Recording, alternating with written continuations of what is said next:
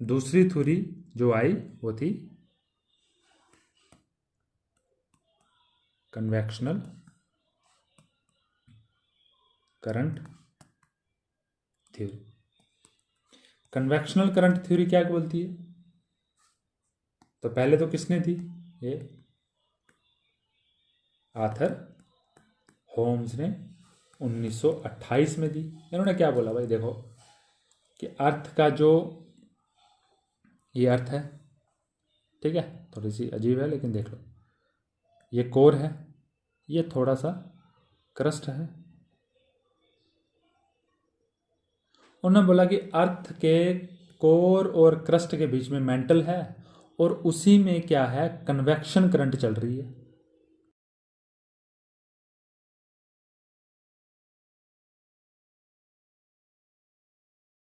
तो convection current क्या है भाई? उन्होंने कहा कि भाई यहाँ पे मेंटल में रेडियो एक्टिव एलिमेंट्स हैं। ये आर्थर होम्स ने कहा। उन्होंने कहा रेडियो एक्टिव एलिमेंट्स हैं और वही यहाँ पे ये सारा का सारा कन्वेक्शन। अब कन्वेक्शन क्या होता है, थोड़ा सा कन्वेक्शन को समझ लेते हैं। देखिए अब कन्वेक्शन होता है, देखो कंडक्शन क्या होता है, आपने पहले तो कंडक्शन मालूम होना चाहिए। कंडक्शन होता है कि एक तार है और यहाँ पे है, तो यहाँ से करंट पास की तो यहाँ पे पहुँच गई, ठीक है ना। यहाँ पे हीट दी तो यहाँ पे पहुँच गई। इसका मतलब भाई पार्टिकल तो यहीं पे था, सिर्फ वो एनर्जी ट्रांसफ़र कर रहा था आगे आगे। अगर यहाँ पे हीट दोगे तो यहाँ पे आगे एनर्जी ट्रांसफ़र हो जाएगी और यहाँ पे भी आपको सेक लगेगा। तो इसका मतलब पूरा का पूरा मीडियम तो नहीं, यहाँ पे आपने आग दी तो मीडियम तो नहीं यहाँ पे पहुँचा, बस वो एनर्जी ट्रांसफ़र हो रही थी पार्टिकल टू पार्टिकल। एनर्जी होते होते यहाँ पे पहुँच गई हीट। तो ये होता है कंडक्शन। अब कन्वेक्शन क्या होता है? इसका उल्टा, जब आप पानी को बॉयल करते हो तो आप देखोगे कि जो नीचे वाला पानी होता है वो हार्ड हो जाता है और ऊपर वाला थोड़ा इसके कंपैरेटिवली कोल्ड होता है। अब क्या होता है, ये नीचे वाला हार्ड पानी ऊपर की तरफ, हाँ ये इस तरह से नहीं, डायरेक्शन में नहीं, लेकिन नीचे से ही ऊपर की तरफ जाता है और ऊपर वाला नीचे की तरफ आता है, ठीक है ना। ये होता है कि पूरा का पूरा नीचे का जो मीडियम था वो पूरा ऊपर की तरफ गया और ऊपर वाला नीचे की तरफ आया। तो इसको बोलते हैं भाई पूरा का पूरा मीडियम शिफ्ट हो जाना, उसको बोलते हैं कन्वेक्शन। तो यही हो रहा है, उसने कहा कि यही हो रहा है मेंटल में, कि नीचे का जो भाई गर्मी है, नीचे की जो गर्मी है वो ऊपर की तरफ आ रही है और ऊपर का जो ठंडा है वो नीचे की तरफ जा रहा है। ये ठीक है, तो ये नीचे की तरफ आ रहा है और नीचे से ऊपर की तरफ जा रहा है। तो यही बट डायरेक्शन कोई भी हो सकती है, यहाँ तो दोनों की सेम डायरेक्शन हो सकती है या दोनों की उल्टी भी डायरेक्शन हो सकती है, ठीक है ना, कुछ भी हो सकता है। तो ये ऐसे भी हो सकती है, लेकिन जो गर्म वाला है वो ऊपर की तरफ जा रहा है, ये उसने कहा। इसने कहा कि भाई यही फोर्स है जो हम बोल रहे थे, कौन सी फोर्स है, तो इसी की वजह से हो रहा है भाई ये सब कुछ। कॉन्टिनेंट्स को फोर्स लग रही थी नीचे से, तो यही कॉन्टिनेंट मूव हुआ, ठीक है भाई, इनकी बात को मान ली, ठीक है। लेकिन अब इसके बाद क्या हुआ भाई, वर्ल्ड वार सेकेंड के बाद बहुत प्रोग्रेस की और उन्होंने सी फ्लोर को और खोजने की मैपिंग की, उसकी सी फ्लोर की मैपिंग की और उन्होंने पाया कि जो सी के फ्लोर थे, अगर ये समुंदर था और ये अर्थ था, ये समुंदर था और ये ऊपर का ये अर्थ था, क्रस्ट वाला पार्ट, और ये ओशन था, तो उन्होंने बोला कि भाई सी फ्लोर मैपिंग से ही मालूम चला कि भाई हम जब ऐसा अगर हम ये सोचते हैं कि सी फ्लोर कुछ प्लेन्स हैं, तो ऐसा नहीं है। क्या बोला मैंने? सी फ्लोर्स बिल्कुल प्लेन्स हैं, तो ऐसा नहीं है। बिल्कुल ऐसी ही टोपोग्राफी, पहाड़ और बीच में दरार और कुछ जो भी टोपोग्राफी ज़मीन पे होती है वही समंदर में। तो समंदर में आपको पहाड़ मिलेंगे, कहीं पे नीचे गुफाएं मिलेंगी, कहीं पे आपको छोटे छोटे आपको पहाड़ से नीचे वैलीज मिल जाएंगी। वैली तो नहीं बनती क्योंकि वो नीचे का पोर्शन है, वैली तो नहीं, लेकिन वैसे ही सेम टू सेम आपको टोपोग्राफी समंदर के नीचे मिल जाएगी। और उन्होंने एक और चीज़ की कि अटलांटिक फिशर के पास जाके, अब देखो अटलांटिक फिशर कहाँ पे है,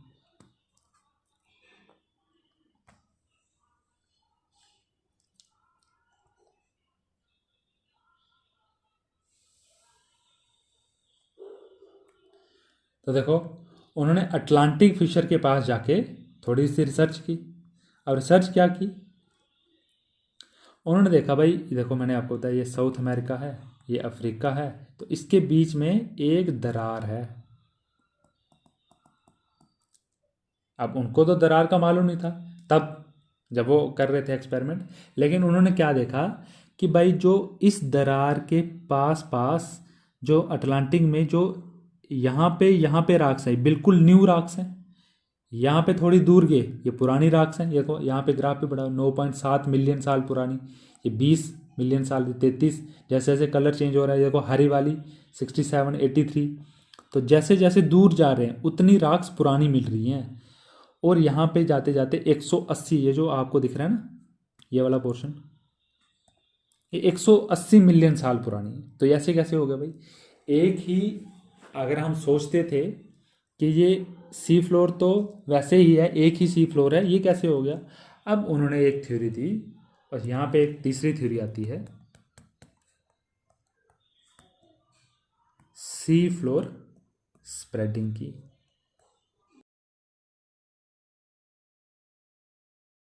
किसने दी? हैरी हेस ने। उन्होंने क्या कहा भाई, हम जो सोच रहे थे वैसा कुछ नहीं है भाई, सब चेंज हो गया इसके बाद। उन्होंने बोला कि हम अगर ये सोच रहे थे कि सी फ्लोर बिल्कुल प्लेन्स हैं, कुछ भी नहीं है, बेस में कुछ नहीं है, तो ऐसा नहीं है, बिल्कुल टोपोग्राफी अर्थ की तरह बिल्कुल सेम है। एक तो, और उन्होंने कहा कि जो कन्वेक्शन करंट थी ना, जो अभी ऊपर पड़ी, उसकी वजह से जो मूवमेंट हो रही थी नीचे मेंटल में, उसकी वजह से भाई ये जो मूवमेंट हुई है, ये यहाँ पे दरार पड़ गई है और नीचे से जो है लावा निकल रहा है। यहाँ पे लावा निकल रहा है नीचे से, और ये लावा बिछ रहा है, और ये नए अर्थ क्रस्ट को बना रहा है। ये बहुत बड़ी बात थी उस टाइम पे, ठीक है ना। अर्थ क्रस्ट तो हम तो ये समझते थे कि अर्थ क्रस्ट तो बन गया है, लेकिन उन्होंने बताया भाई अभी भी बन रहा है अर्थ क्रस्ट, जो है वो नया क्रस्ट बन रहा है। और ये सी फ्लोर स्प्रेडिंग मतलब नीचे से लावा निकला और ये बिछते बिछते, तो इसका मतलब जो अभी हुआ होगा वो बिल्कुल लेटेस्ट लावा आया होगा, इससे आगे चला गया जो जो पुराना लावा था, जो जो नया वाला लावा निकला तो बिल्कुल पास में होगा, आगे वाला और चला गया और चला गया। तो इसका मतलब सी की स्प्रेडिंग हो रही है। बस यही उन्होंने मेन जो थ्योरी दी थी कि अटलांटिक ओशन में जो, इसको फिशर बोलते हैं, ठीक है ना, जो दरार है इसको फिशर बोलते हैं, इसको स्टडी किया और उन्होंने बताया भाई जो सी फ्लोर हैं वो स्प्रेड हो रहे हैं। इसका मतलब न्यू क्रस्ट इज फॉर्मिंग। देखो उन्होंने, हैरी हेस ने तो इतना नहीं बताया, बस उन्होंने फाइंडिंग दे दी थी अपनी कि भाई सी फ्लोर स्प्रेड हो रहा है, ठीक है ना। मैंने अटलांटिक के पास जाके एक्सपेरिमेंट्स किए हैं और वहाँ पे सी फ्लोर स्प्रेड हो रहा है, तो उन्होंने इतना सा कहा। लेकिन अब ये तीसरी थ्योरी बन गई, ठीक है ना, क्योंकि बेस बन गया। अब इन सबको 1 2 3 जो ऊपर पड़ी, इन सब थ्योरीज को कंबाइन करके एक थ्योरी दी गई, जो कि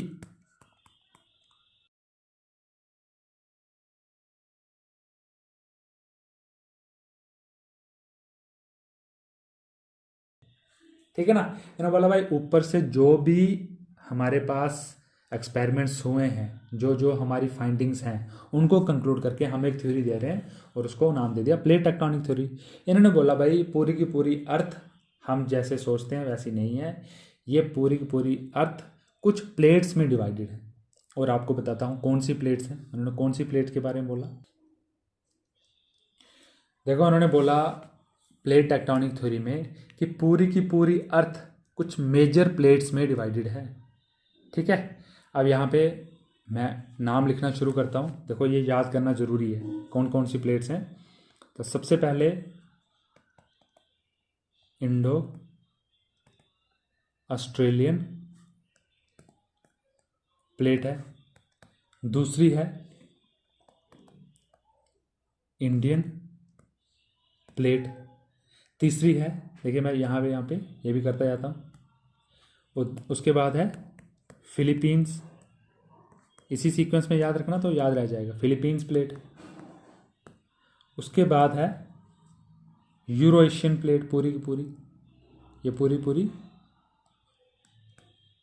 यूरो एशियन प्लेट। उसके बाद आ गई अरेबियन प्लेट।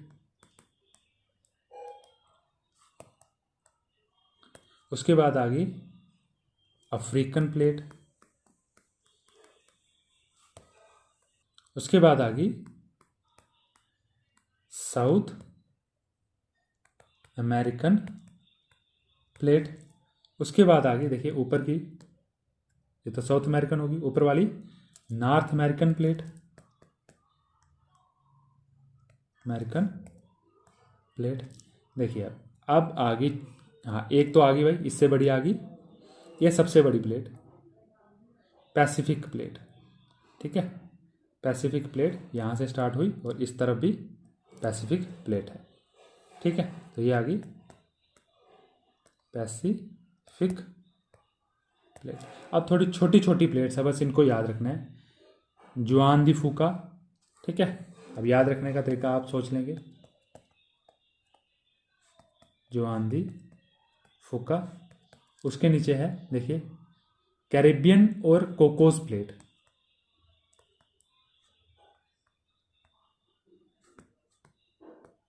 Cocos plate. उसके नीचे आ गई है नज़का प्लेट,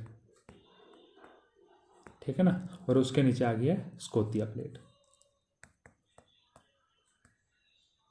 स्कोतिया। तो ये प्लेट्स आ गई, ये तो याद हो जाएंगी आपको। ये वाली जो प्लेट्स हैं, ये वाली याद रखना आसान है, क्योंकि ये कॉन्टिनेंट्स के नेम पे हैं, कोई ना कोई कंट्री के नाम पे हैं, बस ये याद रखने हैं आपको। ठीक है, तो ये आ गया। हाँ, इसके नीचे सबसे नीचे एक रह गई है अंटार्कटिका भाई, हाँ अंटार्कटिका प्लेट रह गई है। ठीक है, तो देखिए कहाँ से शुरू किया, इंडो ऑस्ट्रेलियन प्लेट, उसके बाद इंडियन प्लेट, फिलीपींस प्लेट, उसके बाद यूरोप था ऊपर यूरोशियन, फिर अरब आ गया नीचे Arabian plate, African plate, south American, north American और पैसिफिक प्लेट, और सबसे नीचे आ गई थी अंटार्कटिका प्लेट। यह तो याद हो जाएगी, बस ये देख लो, जुआन दी फूका, कैरिबियन कोकोस, नज़का, स्कोतिया। तो ये 5 प्लेटें जो हैं, हाँ कैरेबियन अलग है, कोकोस अलग है, तो ये 5 प्लेटें जो हैं ये इंपॉर्टेंट है, क्योंकि यहाँ पे, हाँ यहाँ पे नज़का जुआन दी के पास और नज़का के पास काफ़ी हलचल रहती है, इसके लिए ये इंपॉर्टेंट है। तो ये प्लेट्स हैं, तो उन्होंने कहा कि भाई इन प्लेट्स पे सारी की सारी अर्थ टिकी हुई है, और जो मैंने आपको अभी बताया था कि जो फिशर था, देखिए जो फिशर था, ये बीच का जो अटलांटिक का पोर्शन था, ये भी एक प्लेट है, देख लीजिए यहाँ पे देख लीजिए, यही जो वो फिशर था, यहाँ से ये वाला, ये प्लेट है, तभी ये अलग अलग जा रही है, इस तरफ जा रही है ये वाली प्लेट इस तरफ, उसको पढ़ेंगे आप ही कौन सी प्लेट होती है वो, डाइवर्जेंट। ठीक है, लेकिन ये प्लेट थी जो असल में यहाँ से जुड़ी हुई थी, और ये इस तरफ जा रही थी, ये इस तरफ जा रही थी। तो वो तो मालूम नहीं था पहले, प्लेट टेक्टोनिक आने के बाद वो एक्सप्लेनेशन आई, लेकिन जो एक्सप्लेनेशन पहले दी है उसको भी याद रखेंगे। तो ये प्लेट्स हैं, प्लेट टेक्टोनिक में यही बोल दिया भाई, प्लेट्स पे टिकी हुई है सारी की सारी अर्थ, और ये प्लेट जो नई, यहाँ पे एक और जो चीज़ बोली कि जो क्रस्ट सेम नहीं रहेगी, जितनी न्यू क्रस्ट फॉर्म हो रही है उतनी ही ओल्ड क्रस्ट डिस्ट्रॉय हो रही है। अब डिस्ट्रॉय वाला मैं आज नहीं बताऊंगा, क्योंकि वो भी एक अलग टॉपिक बनता है। तो जितनी न्यू क्रस्ट फॉर्म होना तो सुन लिया, ठीक है ना, सी फ्लोर स्प्रेडिंग हमने सुन लिया कि न्यू क्रस्ट फॉर्म हो रही है, लेकिन डिस्ट्रॉय वाला अभी नहीं बताएंगे। ठीक है, तो उतनी ही न्यू ओल्ड क्रस्ट डिस्ट्रॉय हो रही है। ठीक है, ये इंपॉर्टेंट फाइंडिंग्स थी प्लेट टेक्टोनिक थ्योरी। और उसने बोल दिया भाई ठीक है, नीचे कन्वेक्शन करंट चलती है, उसकी वजह से प्लेट्स मूव हो रही हैं, और उसी की वजह से भूकंप आते हैं, वोल्केनोज आते हैं, उनको हम बाद की क्लास में स्टडी करेंगे। लेकिन आज के लिए जो हमने किया, ये सबसे मोस्ट इंपॉर्टेंट थ्योरीज थी, इनको एक बार देख लेंगे। ड्रिफ्ट थ्योरी, सेकेंड आ गई कन्वेक्शनल